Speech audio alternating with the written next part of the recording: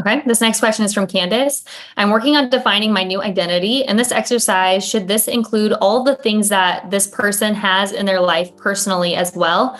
I find that one of the things I'm able to describe in great detail. When I look back from my future self, she has this in her life. Is this where I play the and game or keep the main thing the main thing? No, you play the and game. So when you're doing the identity, you fuse with your future self and just write down before you write out your identity, the characteristics of what that person would have. Write down what that person would have been rewarded with, well, like you've already been rewarded with it. And then you build it inside of you. Identity is so important because nothing happens without a shift in identity. If somebody doesn't change their identity, they're not going to change their results. That's what the challenge is for most people. They gather the information because they don't understand what learning is. Learning is about the doing. It's not just about gathering the information. It's turning what information you've gathered, internalizing it, and then stepping out and acting as that person. This next question is from Caesar. How can I see more clearly my future goal created? My mind always wanders a bit when thinking like the person who already achieved it. I have been adding the 3-hour alarm and repeating my goal for 2 minutes and thinking what I feel as if I have achieved the goal. Also, my gratitude journal I've been doing since Bob taught me to.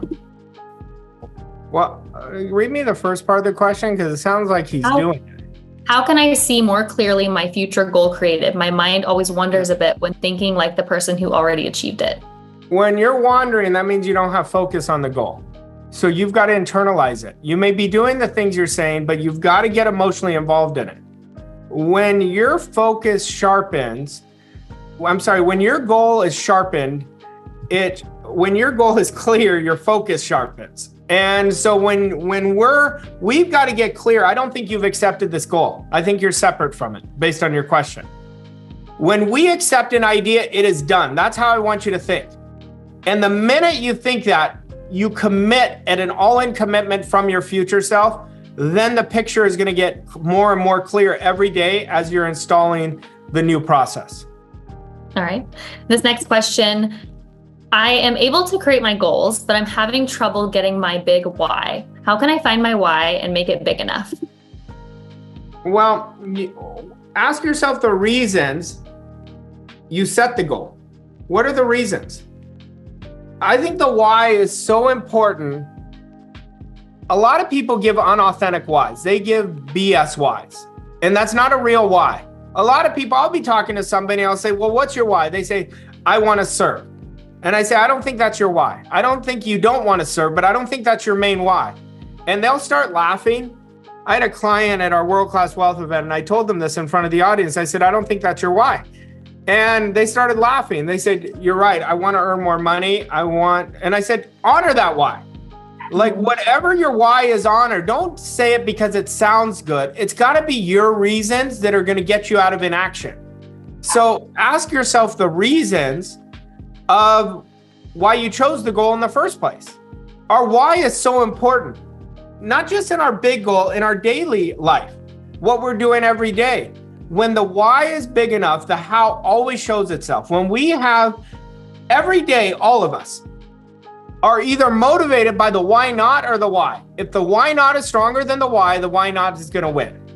If the why is stronger, the why is going to win. All right, this next question. When do you know when to take action on an important decision? Well, when I know is when the opportunity arises, I do it right away. I will tell you, my life changed when I implemented do it now. One of the first lessons my mentor taught me, he said, I'm going to teach you this lesson that I learned from W. Clement Stone. And he said, W. Clement Stone, Arash, was one of the most positive people you would have ever been around. And he said, my mentor taught it to me. You have to do everything now. We have to do everything with urgency. The moment we wait to knowing to make a decision and we don't do it, we lost. The procrastination one. So you want to implement, do it now. Do it immediately. Take one action step towards it right away. And if it's a decision, you do it now. Think about it. did you book your coaching call yesterday? If you didn't do it, you lost out on an opportunity. You lost out on the opportunity right there, because how we do one thing's how we do everything. We have to understand this. It's not like, oh, I'm going to do it tomorrow. Here are the excuses. I was busy. It literally takes 30 seconds.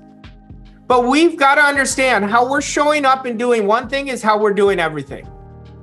And when you value yourself, you're going to do things right away. So when the opportunity arises, do it right away. Don't even second guess. Your instinct is so much more powerful than your intellect. When you operate from your instinct, now you're operating with the real you. So good. All right, Iraj, this next question. If you could recommend just 3 books for us to read, what would it be? And I hope yours is at the top of the list. It won't be because you're very humble, but add yours in.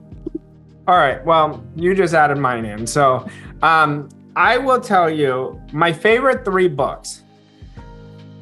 Science of Getting Rich is my favorite book of all time. There's nothing that is even close to it. Psycho-Cybernetics is another one of my favorites because my life changed when my identity changed. And I have the third one, I have a lot of them. What I will tell you that comes to mind is The Power of Awareness with Awakened Imagination. As I got deeper into studying, I learned how to study. So I don't read a lot of books front to back. I'll study a book on average 6 months at a time. But I'm studying different paragraphs. I may be studying parts of 3 books. I look at my desk, I have 5 books on my desk right now, but I'm not studying the whole books.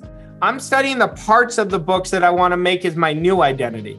And I'll read paragraphs over and over again until I become that. And I'll literally read the paragraph and say, am I doing this? Am I doing this? And that's how I make it a part of me. Iraj, this next question is an interesting one. I think I know you're going to answer it, but I'm curious. What was your biggest lesson when you were days away from foreclosure, and how would you coach your former self now? That's a great question. First of all, I really didn't know I was days away. The day I lost my job, I came home and there was this big orange foreclosure sticker on my garage where everybody could see. And I was like, oh my God, could it get any worse today? And I had been studying this. So it built a good attitude for myself. And I said, well, it can't get any worse than this. So I said, I'm not going to take the new opportunity. This is my chance to really bet on myself. Now, I did that.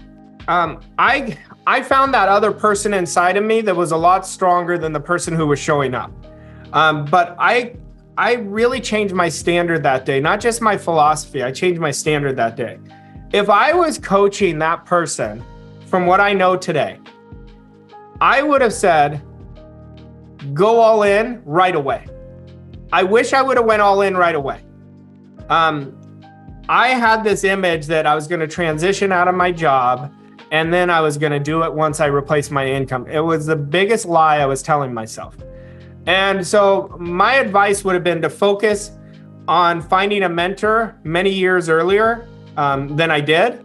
And I would have worked on identity probably for the first 2 years only. Did I do this? Did I do this? And I would have told that person, get into action right away. I was forced to do it because I didn't have any other choice, but that's what where my mind was and how I would have said it now. All right, knowing you so well, how I thought you were going to answer that is get a mentor and bet on yourself, which I feel like I would have right. That is what I would have said, because that is kind of what I was saying in it, because once I was on the hook, literally the next day I met Bob. We had a mutual acquaintance, and Bob and I talked about this so many times.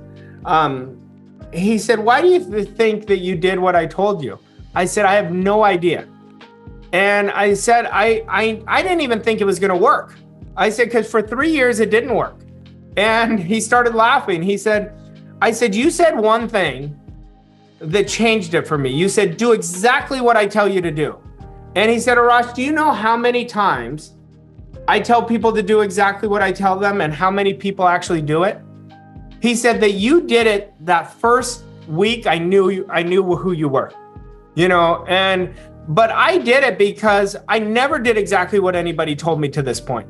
But I never had somebody give me the direction. And that's what Bob told me. He said, I'm going to give you exactly what to do. So I just did exactly what he told me. And that's why it changed. All right. This next question is from David.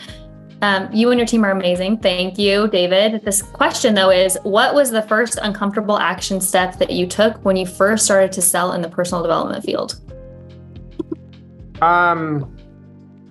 Thinking I was a fraud, probably. Thinking like I hadn't created millions yet. So I think just owning where I was and getting comfortable where I was and helping people from who I was then. Because there'd be times I talked to people who were multiple seven-figure earners, and when my first month in personal development, I was not that. So I think just really acting as if that person and just being the material more than anything else and not comparing myself to somebody else. Perfect. All right, this next question. When there is a challenge for money for taking decision as well as implementing that decision into action, how do you overcome that? Money has nothing to do with the decision. See, we're trained that way. We're trained to look at our bank account.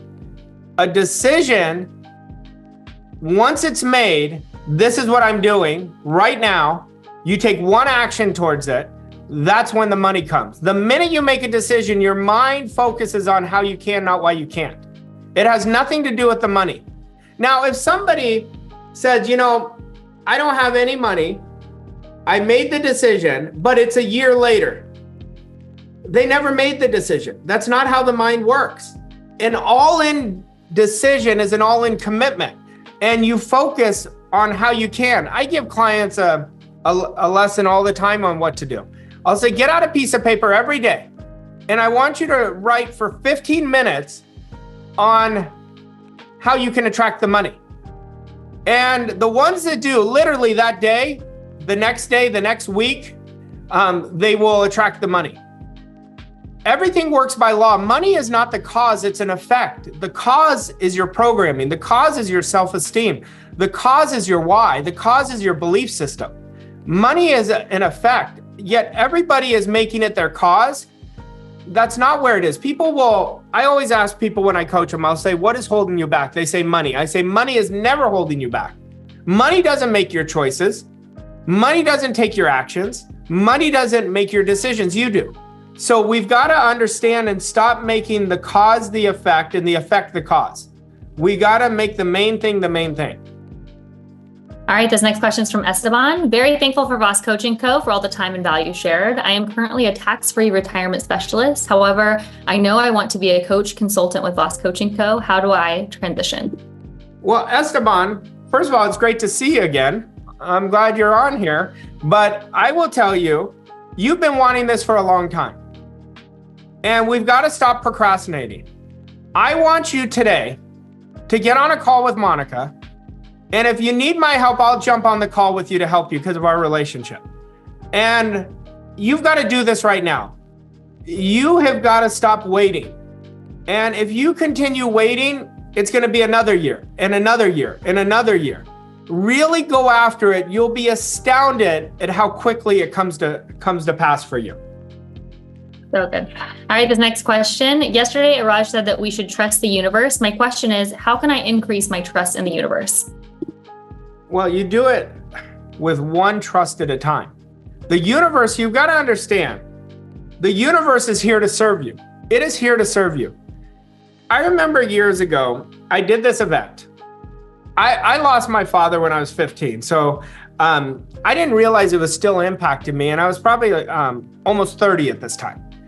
And I did this event. It was like this active event. It was this trust thing that you had to do. And I realized at that point, I haven't trusted the universe for the last 15 years.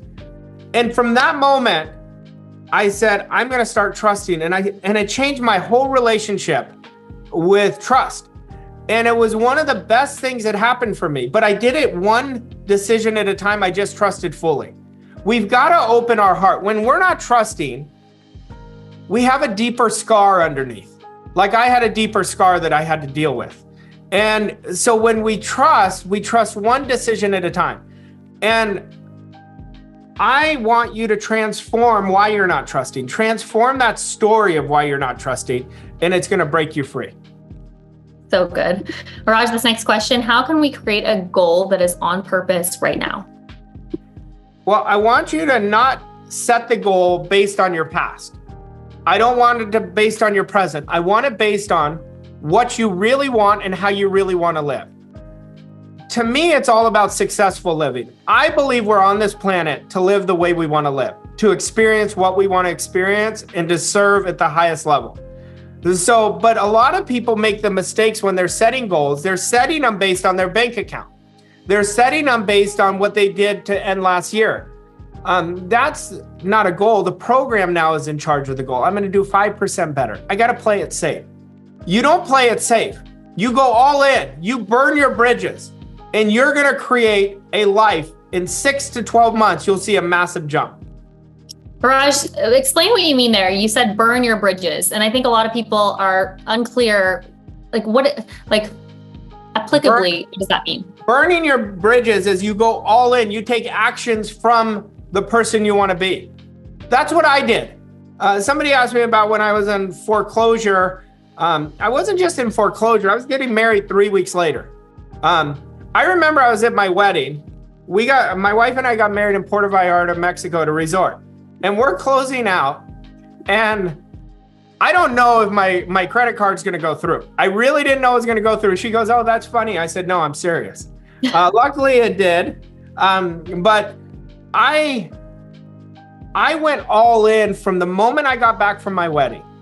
Really 3 weeks before I went all in. But I went all in and I just got into massive action. I took more action than I'd ever taken in a 30-day period in my life. And all of a sudden, everything started changing. Within 90 days, I took my income from zero, starting over, to $10,000 a month. Within 7 months, I was at $25,000 a month. At the end of the year, I was at consistently $35,000 a month. I eliminated my debt and I created what I wanted. But here's what I did. I eliminated what wasn't working. I eliminated my sabotaging behaviors.